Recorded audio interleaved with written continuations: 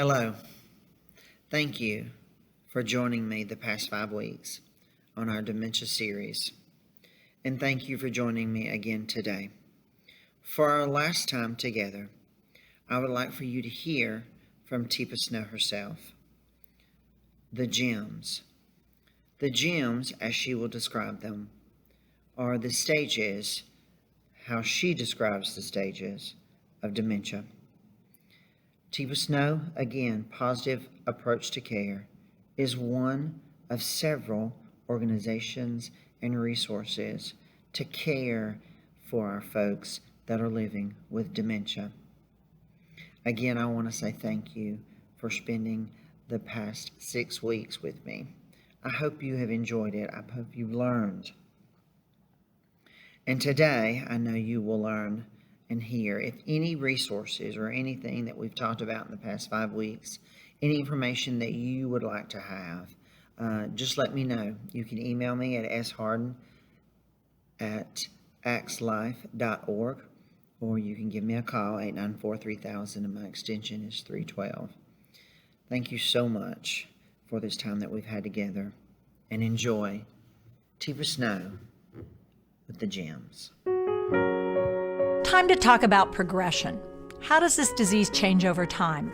Now, unfortunately, typically what people talk about is loss. Oh, it's worse, it's worse, it's worse. And it's going to get harder, and things are going to get worse. But if that's all you're thinking about, you're missing opportunities. It's not just about the loss. It's always about what do they have left. And so I took the scales that were out there and looked at them. And frankly, they're pretty depressing. They emphasize too much, what's going to happen next? And it's not a good thing. So what I decided is, let's stop talking about people as though they were less. And let's start looking at people as though they still have something. My job as a care partner is to figure out how to provide the right support and the right care so they can shine. Quit thinking about them as numbers. Is this a stage 1, 2, or 3, or a level 1, 2, 3, 4, 5, 6, 7? And instead, how about if we looked at how are they precious? How are they unique? What do they have that I can still use to help them live life? Because life happens, and we're both going to live it. So how's it going to be? So I thought, how about gems? How about if we thought about people as precious and unique? There's not a single gem that I know of that people don't find attractive and interesting.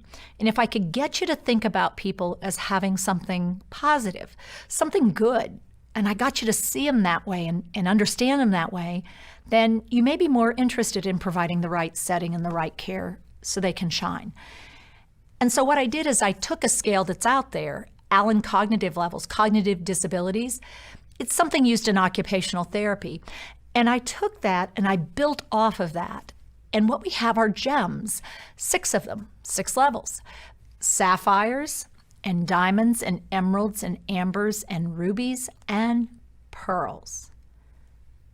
All of those are amazing gems, but they're all different. They're all unique. They all have characteristics. Now, the way I organize this is sapphire. Notice how it's on the other hand. It's a little special. It's a brain that's true blue. It's a brain that's not experiencing the changes that come with things like dementia. Instead, this is a brain that's flexible, it's organized, it's able to work with all these other gems. And when you're a care provider, it's really important to be a partner who is flexible and not really struggling on your own. But the reality is you're probably going to experience some moments that aren't sapphire-like. When that happens, take a break, because you do want to be a sapphire to care for the gems. Now, let's talk about the gems. Diamonds, emeralds, ambers, rubies, and pearls. Diamonds, clear, sharp, but rigid, have lots of facets to them, but inflexible. Not liking change, but absolutely able to shine. But diamonds can also cut you. They can hurt you because they still are who they were, but they're different. They're clear and they're sharp. So you may not even believe or think that this is real, that they have a dementia, because they know what they're doing, that she's just being stubborn. Maybe, maybe not. Sometimes things like zirconians can trick you. They look like the real deal and they're not. But if you see somebody who's acting like a diamond, if you experience diamond behavior, create the right setting and the right care, things get better. If you don't recognize it, you can get cut.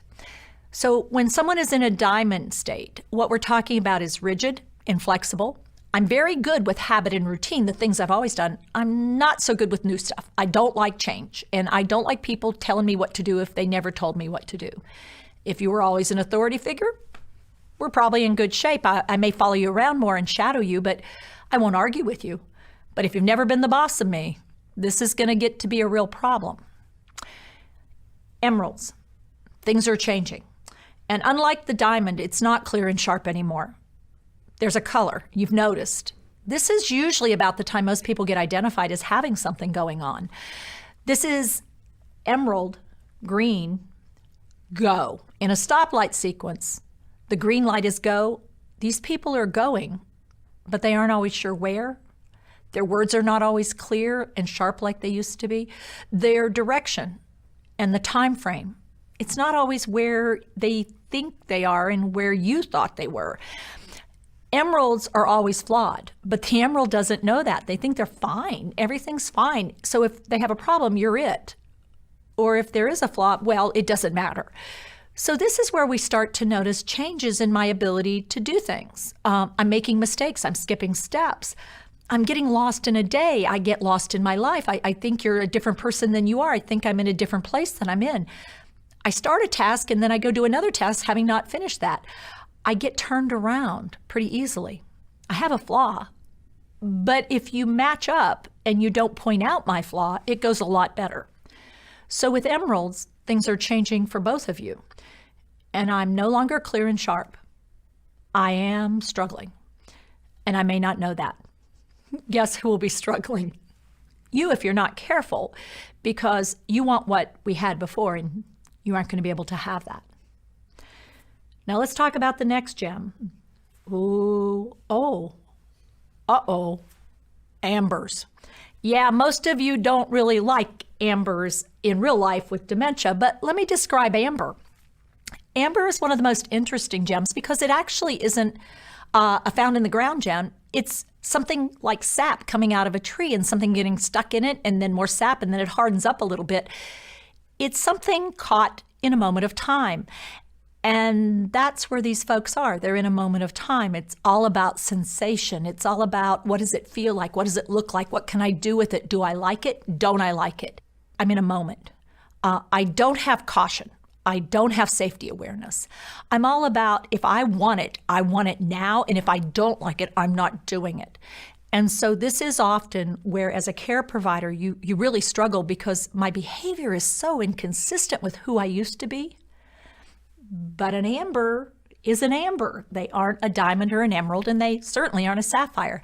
So this is the point in the disease where you might see me engaging in ways, because I'm still very interested and curious, but I don't know whether it's safe or not. So I may pick up things and do things with them, and it's not okay. I invade your space. I take things. I mess with stuff. And I may have a low sensory need or a high sensory need for any of the five senses, but I don't have safety awareness, and I wear you out because I'm not always good at when and when not to sleep. It's sort of like if I feel like it, I do. Not all the time, but it's important to notice in the moment. Critical to be a sapphire. You struggle to not be a diamond at this point. Oh yes, we can become diamonds. Don't think it's all about dementia. It's about brain change. And in a moment, you can have a diamond moment, you little sapphires. In other words, you get frustrated with what's going on and you have a hard time, particularly with ambers. The next gem, ruby. Now, ruby's changing yet again. We're no longer a caution light. We're at the stoplight. And what stops is all fine motor skill. But what do I keep? Big movement and strength. I've got some strength, but I don't have skill. So what you're going to notice in those times, I've lost fine motor in my eyes, in my fingers, in my mouth, and in my feet. So I have trouble figuring things out visually. I have trouble chewing and swallowing sometimes, but for sure, getting speech out. But I still have rhythm and I still have music. That's the gift.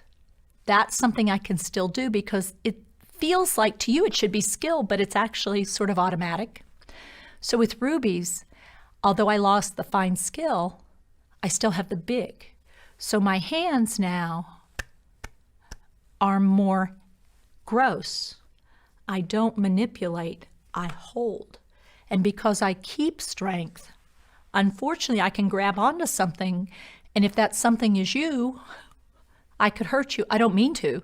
I like pressure. I like to hold on to stuff. I don't always know how to let go. Sometimes you're having that problem too, because you're, again, slipping from here to here because you're going from a sapphire to a diamond. If you find those moments, and you will with rubies, because it's so scary, I can't settle down. I can't get started. It's a struggle. You need to take that step back and time yourself out. Take a deep breath, get oxygen to your brain, let go of what was so you can be that sapphire. Oh, and that's critically important when we get to this last gem, the pearl. Now, I selected the pearl for this state because at that moment, think of the outside of an oyster shell. And as you look at that oyster shell, I've got to tell you, that is one of the ugliest things you'll ever see in this world. And you never think that on the outside of an oyster shell, you're going to find this amazing thing. And at the end of this disease, what this disease does to the human body is pretty ugly. It turns on reflexes. It shuts down systems. It's making it very difficult. I lose my gross motor. And what I'm ruled by? Reflexes. I'm actually stuck. I'm trapped. But with the right care, the shell relaxes just a little. And in there you find this amazing gem, a pearl, built layer upon layer on a single grain of sand. This amazing gem, still in there, but often trapped. And sometimes, if you're not careful, you spend way too much energy worrying about the shell, and you miss the most important thing. That's not the gem. With the right care, you get to see the real gem. This amazing person, not who they used to be, but I'm still in there. I'm me, but I'm different. I'm not a ruby or an amber or an emerald or a diamond. I'm not the sapphire I may have once been, but I'm still there, and I'm still me, but I'm different. The question for all of us is, can we see the precious and unique? Can we experience the person as this amazing gem of great value and give them the right setting and the right care so they can shine?